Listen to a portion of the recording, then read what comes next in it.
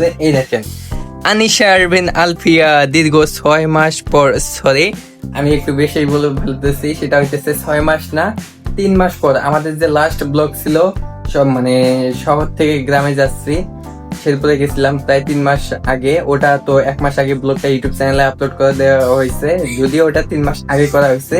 তখন থেকে আলফিয়ারা গ্রামে গেছিল, ঈদের পর আসলো, এই যে ফার্স্ট 3 মাস পর দেখলাম আজকে আলফিয়াকে। এন্ড আজকে ভাবলাম ব্লগটা করি, যেহেতু আলফিয়া আমার সাথে আছে, আমরা আড্ডা দিতেছি। চাচ্চু বলো তো ডাইনোসর কেমনে ডাকতো, বলো।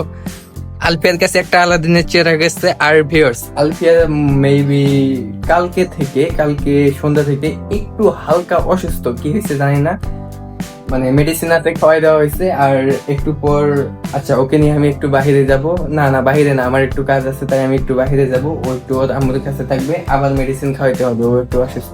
চাচ্ছো ডাইনোসর কেমনে রাখতো? ভিউয়ার্স, আলফিয়া বাসার ভিতরে একটু বেশি হাসি কাশি দিতেছে, যার কারণে বাসার বাইরে আসলাম।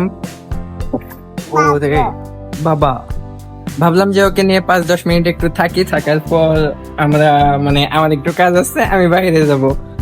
আর মেডিসিন খাওয়াই দিচ্ছে, সুস্থ হইতে একটু সময় লাগবে, একটু সময় তো লাগার কথা, তাই না? সো এখন হচ্ছে আমি ওকে ওর আম্মুর কাছে রেখে বাইরে যাব। Viewers, now I am on the highway. আমি বাসা থেকে বের হয়ে সরাসরি হাইওয়েতে চলে আসলাম। আর আমি এখন কোথায় আছি জানেন? দেখেন তো এই জায়গাটা আপনারা চিনতে পারেন কিনা। তো আমি মনে করি গাজীপুরের মধ্যে যারা থাকে তারা এই জায়গাটা চেনার কথা। এই যে আবার দেখাইতেছি আমি, দেখেন।